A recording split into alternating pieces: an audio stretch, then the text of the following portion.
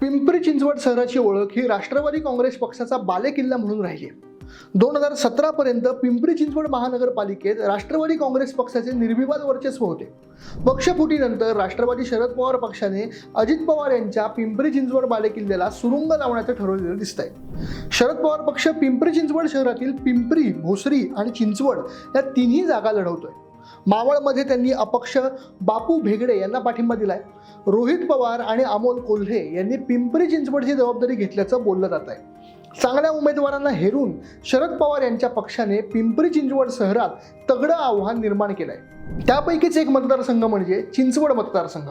चिंचवडमध्ये भाजपला आव्हान देण्यासाठी राष्ट्रवादी शरद पवार पक्षाने राहुल कलाटे यांना उमेदवारी दिली.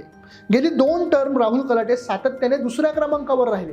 मात्र यावेळी त्यांच्यासोबत राष्ट्रवादी शरदचंद्र पवार पक्ष, शिवसेना उद्धव बाळासाहेब ठाकरे, काँग्रेस आणि आप अशी महाविकास आघाडीची ताकद आहे. या ताकदीच्या जोरावर चिंचवडमध्ये यावेळी परिवर्तन होणार असं बोललं जात आहे. पण खरंच चिंचवडमध्ये जगताप यांच्या बालेकिल्ल्याला राहुल कलाटे सुरुंग लावू शकतील का? त्यासाठी कोणती कारणं असू शकतात पाहूयात या व्हिडिओतून.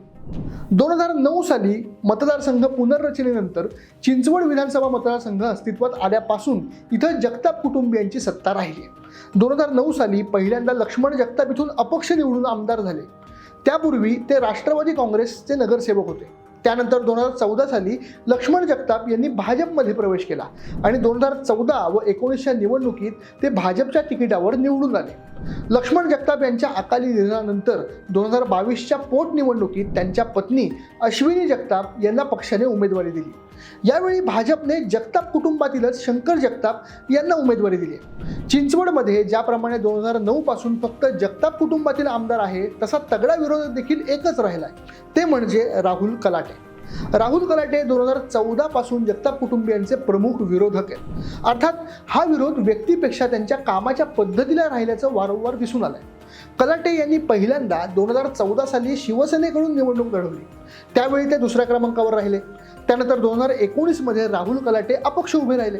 भाजप उमेदवाराच्या विरोधात त्यांना काँग्रेस आणि राष्ट्रवादी काँग्रेस पक्षाने पाठिंबा दिला. या निवडणुकीत कलाटे यांना तब्बल 1,12,000 मतं मिळाली. पण 2019 मध्ये देखील ते थोडक्यात विजयापासून दूर राहिले. त्यामुळे 2014 पासून चिंचवड विधानसभेत जगताप कुटुंब विरुद्ध राहुल कलाटे असाच सामना पाहायला मिळाला आहे. 2024 मध्ये देखील हाच सामना रंगणार आहे. पण राहुल कलाटे यावेळी राष्ट्रवादी काँग्रेस शरदचंद्र पवार पक्षाकडून तुतारी वाजवणारा माणूस या चिन्हावर निवडणूक लढवत आहे. चिंचवडमध्ये लढण्यासाठी अनेक उमेदवार इच्छुक होते. पण जगताप यांना थेट भिडू शकणारा कोण या निकषावर आणि खासदार अमोल कोल्हे, आमदार रोहित पवार यांनी राहुल कलाटे यांच्या उमेदवारीसाठी आग्रह धरल्याने उमेदवारीची माळ कलाटे यांच्या गळ्यात पडली. चिंचवडमध्ये सामना जुन्याच विरोधकांमध्ये असला तरी यंदा निकाल मात्र नवा असेल असं बोललं जात आहे. चिंचवडमध्ये यंदा बदल हवा अशी चर्चा सर्वसामान्य नागरिकांमध्ये वाढल्याचं दिसून येत आहे. त्याची काही प्रमुख कारणं सांगितली जात आहेत. चिंचवडमध्ये परिवर्तन होऊ शकतं असं म्हणण्याचं पहिलं कारण म्हणजे चिंचवडमधील असमान विकास आणि पुनर्विकासाचा मुद्दा. चिंचवड विधानसभा मतदारसंघात हाय प्रोफाईल सोसायटी, वस्ती आणि नव्याने विकसित होणारी गावं असा सगळ्या प्रकारचा भाग येतो. पण विद्यमान आमदारांच्या काळात चिंचवडमधील फक्त काहीच भागांचा काही प्रमाणात विकास झाल्याचा आरोप केला जातो. यामध्ये पिंपळे गुरव, पिंपळे सौदागर या भागांमध्येच विकास झाला असून मतदारसंघातील इतर भाग विकासापासून वंचित राहिल्याचं बोललं जात आहे. अनेक वस्त्यांमध्ये अजूनही रस्ते, पदपथ, पाणी, उद्यानं यासारखे मूलभूत प्रश्न गंभीर बनत आहेत. रावेत, पुनावळे, किवळे, मामुर्डी अशा नव्याने वाढलेल्या भागात रस्त्यांचा आणि पाण्याचा प्रश्न गंभीर आहे. उद्यानं, फुटपाथ, विरंगुळा केंद्र या सगळ्या सोयी सुविधांचा या परिसरात अभाव आहे. पूररेषेमध्ये असलेल्या बांधकामांचा प्रश्न वर्षानुवर्ष प्रलंबित आहे. पूररेषेतील बांधकामांच्या रिडेव्हलपमेंटचे मुद्देही गंभीर बनले. चिंचवड, पिंपळे गुरव, पिंपळे सौदागर, सांगवी, न्यू सांगवी, रावेत, पुनावळे, किवळे, मामुर्डी हा सगळा पूर्वीचा गावांचा भाग असल्यामुळे या ठिकाणी अनेक प्रश्न चर्चेत आहेत. गेली 10 वर्षाहून अधिक एकाच कुटुंबाकडे सत्ता आहे. शिवाय गेली 10 वर्ष एकाच पक्षाकडे मनपा ते केंद्र सरकार अशी सत्ता असूनही प्रश्न न सुटल्यानं यावेळी चिंचवडमध्ये परिवर्तनाचंच हे एक कारण सांगितलं जात आहे. चिंचवडमध्ये परिवर्तन होऊ शकतं असं म्हणण्याचं दुसरं कारण म्हणजे चिंचवड मतदारसंघातील ITNची नाराजी. भारतातील सर्वात मोठ्या IT पार्कपैकी एक असलेलं हिंजवडी येथील राजीव गांधी इन्फोटेक पार्क हे चिंचवड विधानसभेच्या जवळच्या परिसरात आहे. हिंजवडी IT पार्कचा बराचसा भाग हा भोर विधानसभेत येतो, पण तिथं काम करणारे तब्बल 5 लाख कर्मचारी आजूबाजूच्या परिसरात राहतात. त्यापैकी जवळपास 20% ITNs चिंचवडमध्ये राहतात. भाजपला नेहमी साथ देणाऱ्या उच्चभ्रू सोसायट्या, शहरी मतदार, इथले ITNs यावेळी भाजपवर अत्यंत नाराज आहेत. त्याचं प्रमुख कारण म्हणजे मूलभूत सुविधांचा अभाव. हिंजवडी भागात ट्रॅफिकची समस्या गंभीर आहे. गेल्या सरकारच्या काळात हिंजवडी वाहतूक प्रश्न पूर्णपणे दुर्लक्षित राहिलाय. पुणे, पिंपरी चिंचवड दोन्ही महापालिका भाजपच्या ताब्यात आहेत, तरीही या समस्या सुटलेल्या नाहीत. त्यामुळे भाजपचे हक्काचे असलेले हे मतदार भाजपवर नाराज असल्याचं बोललं जातं. याशिवाय चिंचवडमध्ये पाण्याची समस्या देखील गंभीर आहे. पाण्याच्या अभावामुळे परिसरात टँकर माफिया फोफावले, ज्याचा प्रचंड त्रास या मतदारांना सहन करावा लागतोय. त्यामुळे आम्ही टॅक्स भरतो पण आम्हाला मूलभूत सोयी सुविधा अजिबात नाहीत, अशी या मतदारांची ओरड आहे. आणि हेच चिंचवडमध्ये परिवर्तनाचं कारण ठरण्याची चिन्ह आहे. चिंचवडमध्ये परिवर्तन होऊ शकतं असं म्हणण्याचं तिसरं कारण म्हणजे सत्तेचं केंद्रीकरण. चिंचवडमध्ये 2009 पासून जगताप कुटुंबियांकडे सत्तेच्या चाव्या आहेत.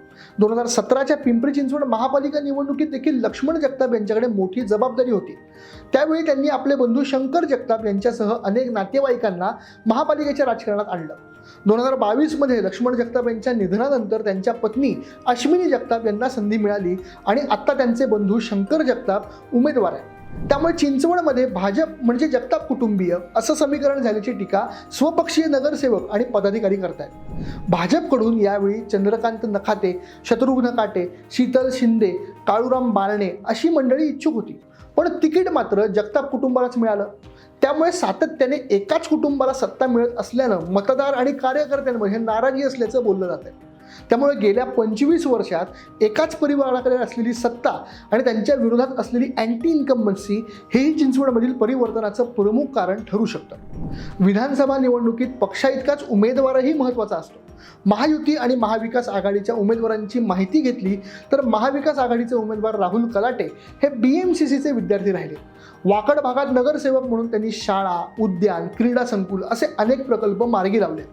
महापालिकेत गटनेते म्हणून काम करताना त्यांनी लोकहिताची आक्रमक भूमिका घेतली आहे. राजकीय आणि सामाजिक कार्याच्या माध्यमातून त्यांनी दांडगा जनसंपर्क निर्माण केला आहे.